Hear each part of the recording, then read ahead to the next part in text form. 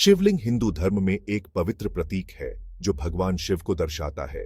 यह दिव्य पुरुष, ऊर्जा, ब्रह्मांड में व्याप्त चेतना का एक सरल लेकिन गहरा प्रतिनिधित्व है।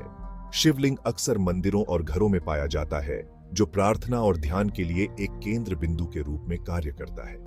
इसका चिकना, अंडे के आकार का रूप शिव के निराकार, अनंत स्वरूप का प्रतिनिधित्व करता है, जबकि आधार, जिसे अक्सर योनि के रूप में दर्शाया जाता है, दिव्य स्त्री ऊर्जा, शक्ति का प्रतीक है। शिवलिंग सभी चीजों की परस्पर वर्बंडन हाइट की याद दिलाता है। यह सृजन और विनाश के शाश्वत मृत्यु, जीवन, मृत्यु और पुनर्जन्म के निरंतर चक्र को दर्शाता है। शिवलिंग की पूजा करके भक्त इस ब्रह्मांडीय ऊर्जा से जुड़ना चाहते हैं, सभी सृजन के स्रोत में प्रवेश करना चाहते हैं। शिवलिंग पूजा से जुड़े सबसे आम अनुष्ठानों में से एक है जल अभिषेक। शिवलिंग पर जल या अन्य प्रसाद चढ़ाना।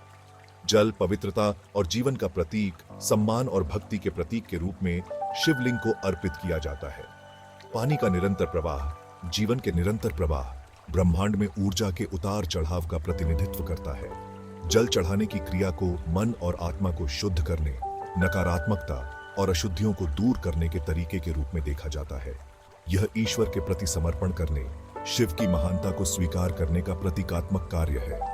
माना जाता है कि पानी की शीतलता शिव को शांत और संतुष्ट करती है, जिन्हें अक्सर एक उग्र देवता के रूप में दर्शाया जाता है।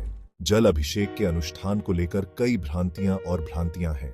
कुछ लोगों का मानना है कि एक दिन के लिए शिवलिंग पर जल चढ़ाना भूल जाने से शिव क्रोधित हो जाते हैं और दुर्भाग्य आता है।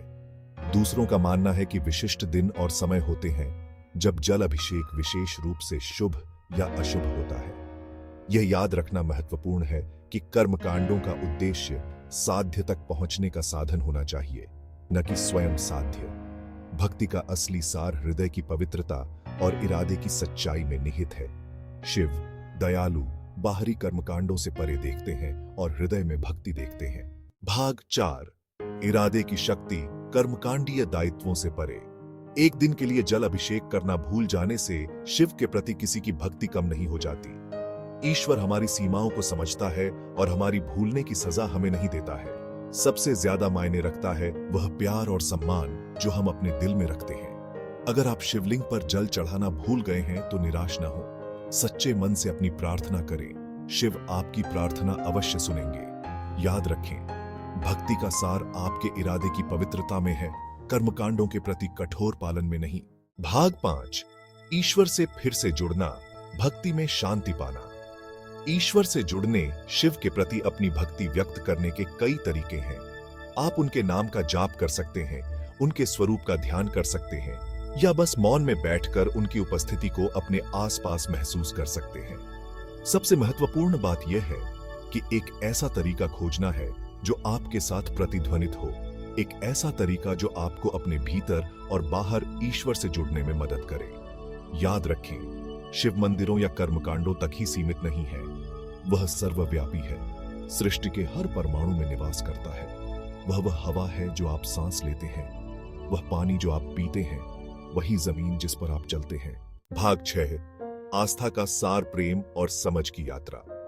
आस्था कठोर नियमों और विनियमों के बारे में नहीं है। यह प्रेम, समर्पण और ईश्वर की गहरी समझ के बारे में है। यह आत्म खोज की यात्रा है, हम सभी के भीतर ईश्वरीय चिंगारी को साकार करने की।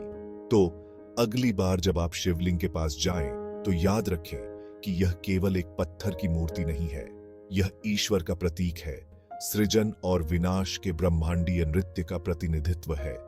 विनम्रता के साथ, अपने हृदय में प्रेम के साथ और ईश्वर से जुड़ने की सच्ची इच्छा के साथ इसके पास जाएं।